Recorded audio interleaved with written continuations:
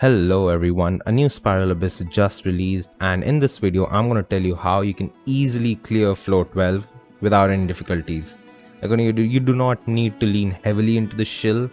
To showcase that, I will be using characters that are kind of relatable. You most likely would have these characters on your account. If they aren't on your account, I mean, who are you exactly pulling for? But honestly, it is a very shill heavy abyss, and even just having one shill unit for the abyss can change the entire run. So without further ado, let's begin. Chamber 1, you would see me using Klee, Emily, Kirara and Durin. Now for this first boss, I recommend burn teams because this boss wants pyro, and burning is the best reaction that you can do to give anybody pyro aura. I would not recommend putting Kinich in this boss. You would definitely want a Pyro DPS because this boss brings up a Cryo Shield and Dendro is not going to do crap against it. My choice was Klee because people obviously consider Klee to be very weak in today's standards, like when we have Maoika, when we have Arlecchino. So I chose Klee for this boss to showcase that burning is the way to go. Emily is a great sub DPS if you have her, but if you don't have her, you can use Nahida, you can use Llama, because what you want basically is the Dendro and is the burning aura on that enemy. That's it. Once the enemy gets 50% of its pyro bar filled, it loses its resistance and you can just go ham on it. And then obviously I have Durin because I wanted to activate Klee's Hexerai passive. And also Durin deals a good amount of off-field pyro damage. But if you don't have him, obviously you can use Xiangling, because I consider Xiangling to be a great pyro applicator, and her burst is crazy. It is crazy. That Pyronado is crazy. Moving on, the second half, you want any lunar team. I refuse to believe that you've been playing the entirety of Nordcry and haven't pulled a single Luna character. If you haven't, then I'm sorry, but game's up. Fun's over. Obviously, you just need one lunar character, one lunar DPS. You could put Flints, Nefer, Zibai. Anybody would work. For this run, I chose Flints. I didn't keep Columbina in it because that would be too much, but I did keep Inefa. I did keep Inefa because the Flints Inefa combo is unique, and with a DPS, you would want a sub DPS, you have the perfect support for it. So for Flints, you need a Nefa. For Nefer, you need Llama. For Zibai, you need Linnea. And then Columbina just amplifies all of them. But instead of Columbina, I used my C6 Aino and my C6 Barbara, and it is easy. Even without focusing on the Lunar-Bloom damage, Flints can easily clear this boss. And mind you, my Flints is C0 R0. All of these characters over here in this video are C0, and only Inefa, Columbina, Columbina is not in the video, but only Inefa, Klee, Maoika and Citlali are C0 R1. That is it. Those are the only characters that have their R1s. So like I said, Flints can easily clear it, and once you're done with the first chamber, once you're done with it, you got 3 stars, just exit the abyss. You do not need to torture yourself anymore. Just exit it. You got 3 stars. It is recorded in HoYoLab. It is recorded on the servers. You got 3 stars. That is it. Come out of the abyss, go back into it, and then change your teams. Change your teams because now we're focusing on chamber 2 and chamber 3. Now for chamber 2, once you clear chamber 1 with 3 stars, you can just brute force and do what you want, and you can even waste a lot of time on chamber 1 just to get to chamber 2 because your 3 stars are recorded. You can switch teams in the abyss. Now once we get to chamber 2, I bring out Maoika, Pyrolumine, Citlali and Sucrose. Now Sucrose is important because Sucrose, while she is not really helpful on the second chamber, she is needed on the third chamber, and Sucrose is probably one of the most available 4-star characters. You get her pretty often. And obviously you have Pyro Traveler. Pyro Traveler is free. Citlali and Maoika, once again, like I said, if you want the DPS, you want the support. But if you don't have Citlali, I recommend Layla. Layla is a good alternative, even though she does not decrease the pyro resistance of the enemies. She deals a good amount of off-field cryo damage, and she enables Maoika to do melt, which is good enough. And then your Pyro Traveler is kind of like more than enough to charge Maoika's burst. So that works for these three bosses. The Sisson Mage, you want to kill her very fast. The Drake, the Ruinguard Drake, is very easy to kill. And then after that you have the Geo Wishap. And for that, any shielder could work, but once again I recommend, a cryo shielder if you're using Maoika. If you are using Arlecchino, I would recommend a Geo shielder, most notably Zhongli. But if you don't have Zhongli, Citlali is a great alternative, because if you're running Arlecchino, Melt Arlecchino, if you're running Vape Arlecchino, you could obviously, if you don't have Zhongli, you can keep Noelle. Noelle has a decent enough shield and it is very, very strong. And then obviously your Vape teams would adjust accordingly with Yelan or Xingqiu. So that kind of makes sense, but you really want a Pyro DPS over here, because you want to take use of that Pyro Damage bonus. And any three Pyro DPSs would work. Klee would work, Arlecchino would work, Maoika would work. And if you don't have any of them, you have Varka.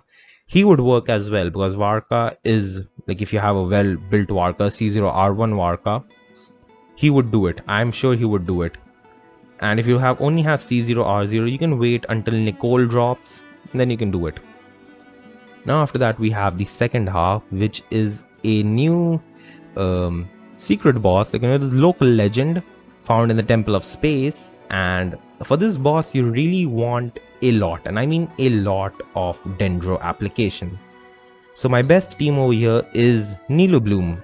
Lunar-Bloom is one of the greatest teams of all time if you want permanent Dendro application. Those bloom cores form very fast, it bursts very fast, and the damage is immense. Now for this clear, for the second half, I've utilized Llama, because Llama has run 2 times by now, and I'm pretty sure many people have her. Like, if you don't have Llama, I mean, what are you doing? What are you doing, man? But okay, fine. If you don't have Llama, you probably have Columbina.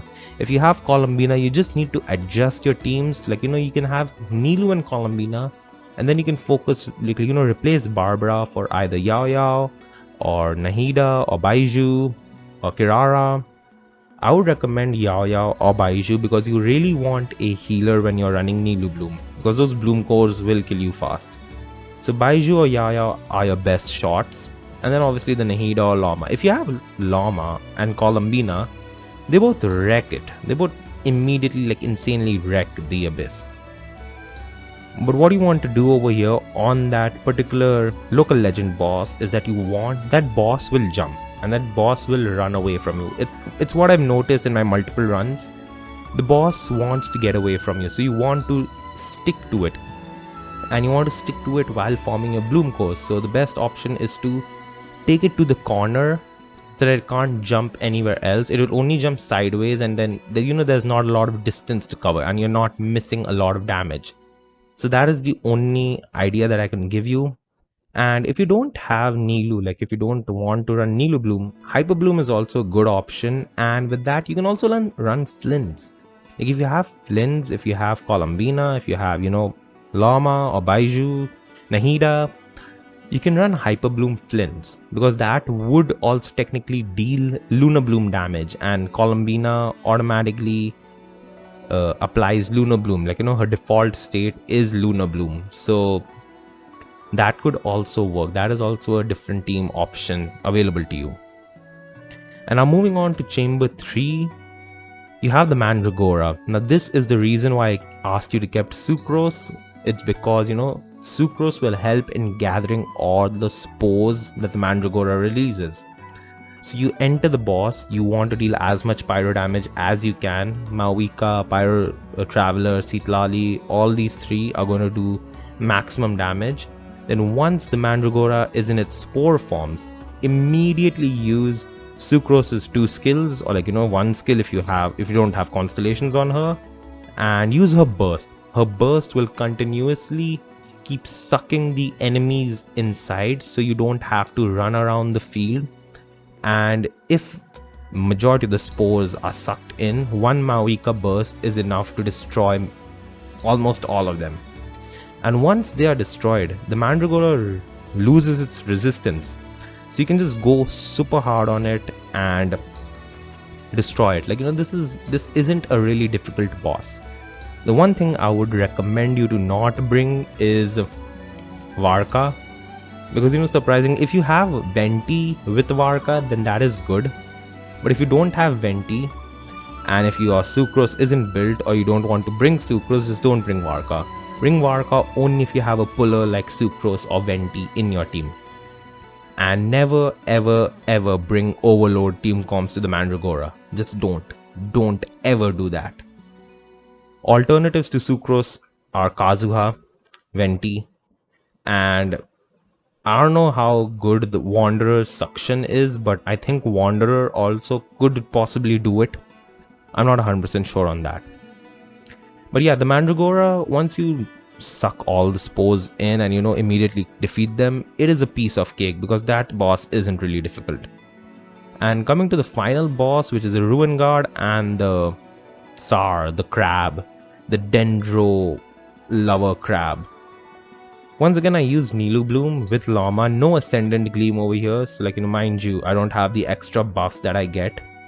But if you have Llama, if you have Columbina, you can pair up Aino in it, and you can easily activate Ascendant Gleam. And Ascendant Gleam is a good enough damage boost to your teams that I would honestly recommend you to use. If you use it, you will feel the difference. But for this boss, what you want are Bloom Cores or Nahida. Nahida is perfect for this boss, because once the boss drops its tiny mushrooms, you want Nahida to use her skill on it, so that it constantly applies Dendro to the mushrooms. Once a Dendro limit is reached on the mushrooms will go and attack the crab, and the crab will lose a considerable amount of HP. Hyper Bloom is also a good option. Like I said, Flynn's Hyper Bloom works, but in that case, you want Dendro to be applied first, because immediately as the crab spawns, it jumps up in the air and forms this shield that can only be broken by Dendro shots from its mushrooms. So you really want Llama or Nahida or any Dendro catalyst over there. And once the crab is down, once it's on the ground, you can just go ham, go super hard on it, DPS it out and kill it immediately. That is it. It is a very easy abyss, once you get the strats clear in your head. If you don't have a certain DPS, let's say you don't have Flynn's, but you have Zebai teams, the same logic applies. If you're trying to use Flynn's Hyper Bloom, just skip Flynn's, keep Zebai, keep Linnea, and then keep a Dendro, and then keep Shinobu, or keep Columbina, Nahida, Shinobu, or Enefa, and then Zebai. It just works. You gotta think out of the box. Think of it like Imaginary theater. Once you think of it like that, your teams would technically work, because Abyss isn't really that difficult. Now, once again, I'm stating that I did not use Ascendant Gleam in this run except for the first half. Also, I'm pretty glad that the first half is the only one that is annoying, because the other two ones literally just want you to use Dendro. And Dendro Traveler is free, Kale is free, so you already have 2 Dendro units if you've ignored every other Dendro unit that's been released ever since Sumeru. And you have Aino. Aino is free, and you just you can keep, if you've pulled Columbina, you can just keep Columbina, Aino to activate Ascendant Gleam, Kale, Traveler. Good enough. That gives you enough Bloom Cores. So you basically either activate Ascendant Gleam or have strong units. Yeah, it's not that rough. It is not that rough. You just need to time it well, and you really need to have a strong Pyro DPS. That is all that I can recommend right now. I will try later on, when Nicole drops, we'll see how much Nicole buffs Cactus, and whether she is capable of buffing Klee, whether she is capable of buffing older units, like, so you can technically use other characters as well instead of, relying on Arlecchino or Maoika.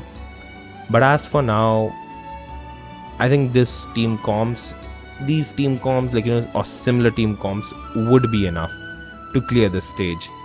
If you don't want to use Melt Maoika, you can also use Vape Maoika. You can keep Farina in it. You can keep a healer like Kokomi, and it just works. It actually works. Like, I've tried it in previous Abyss cycles. It works. And that extra Pyro Damage bonus is nothing to scoff at. That is something that you should abuse. Forget the Lunar-Bloom, but abuse the Pyro Damage bonus. That is all I can say. Now, with that being said, thanks for watching, and I'll try to make more Abyss, like, cycles soon. But until then, if you enjoy this video, please subscribe to support me, and have a great day. Goodbye.